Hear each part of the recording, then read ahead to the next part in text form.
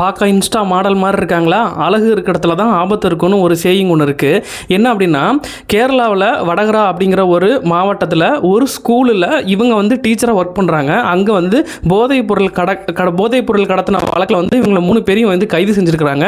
அதுலேயும் ஒருத்தருக்கு பர்டிகுலராக இன்டர்நேஷனல் லெவலில் அவங்களுக்கு தொடர்பு இருக்குது அப்படிங்கிற மாதிரி வந்து ஒரு தகவல் வெளிவந்திருக்குது. காவியான்ற இந்த டீச்சர் இருக்காங்களா, இந்த போஸ்ட்டுக்கு கீழே ஒருத்தன் கமெண்ட் பண்ணியிருந்தான், இவங்களை மட்டும் வந்து பிணையில் ரிலீஸ் பண்ணிடுறீங்களா அப்படிங்கிற மாதிரி.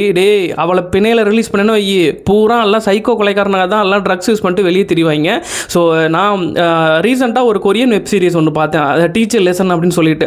அதில் வந்து ஐஆர்பிபி இன்ஸ்பெக்டர் ஒருத்தன் ஹீரோ வருவான், செம்ம மாஸ் காட்டி அந்த ஸ்கூலில் போதைப் பொருள் அந்த கலாச்சாரம் இருக்கும், அதெல்லாம் சரி பண்ணுற மாதிரியான வரும். உண்மையாலுமே ஒரு கவர்மெண்ட் இதை வந்து ஆக்ஷன் எடுக்கணும். எனக்கு தெரிஞ்சு போதைப் பொருள் கலாச்சாரம் ரொம்ப காலமாக இருக்குது. அது வந்து எல்லா மாநிலங்கள்லையுமே இருக்குது. அதுவும் வட இந்திய அளவில் அதிகமாக இருக்குது, நம்ம ஊர்லேயுமே இருக்குது. இது வந்து சாதாரண விஷயம் இல்லை. குழந்தை பருவத்தில் உதாரணத்துக்கு திருச்சியில் கூட அப்படி ஒரு சம்பவம் நடந்துச்சு. ஒரு பொண்ணு 2 பசங்க ஒரு லாட்ஜில் போதை ஊசி ஏற்றும் பொழுது அந்த பொண்ணு வந்து செத்து போச்சு. அந்த 2 பசங்களையும் பொழைச்சிக்கிட்டாங்க.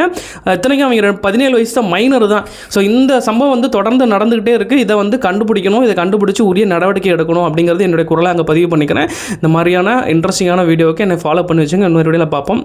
Tata, bye by.